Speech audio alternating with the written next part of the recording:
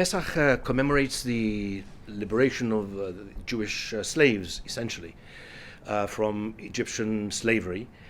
Jews had been in Egypt for 210 years, and the time finally came for liberation. Their prayers were finally answered, and we left, as is recorded, in a flash of a moment, essentially. So much so that it's indicative from the unleavened bread that we have on Passover, which represents a number of things.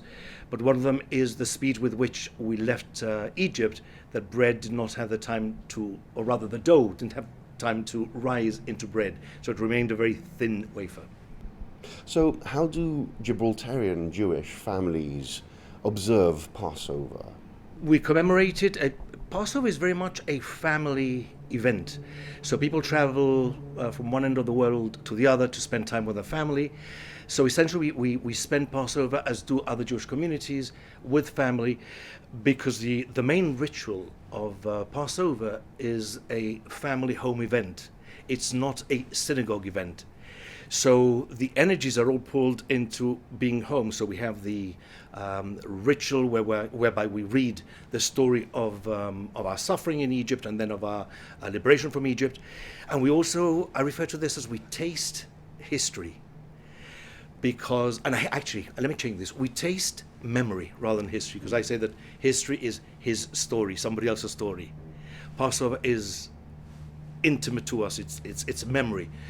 By the foods that we have on the table, for example, we have bitter herbs to taste the bitterness of slavery.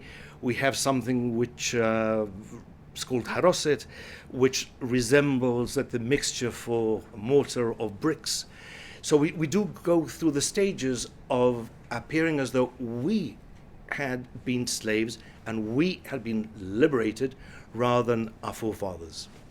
Well, this year it's kind of a special year, isn't it? Because you've got Passover, you've got Easter, and you've got Ramadan, all happening at the same time.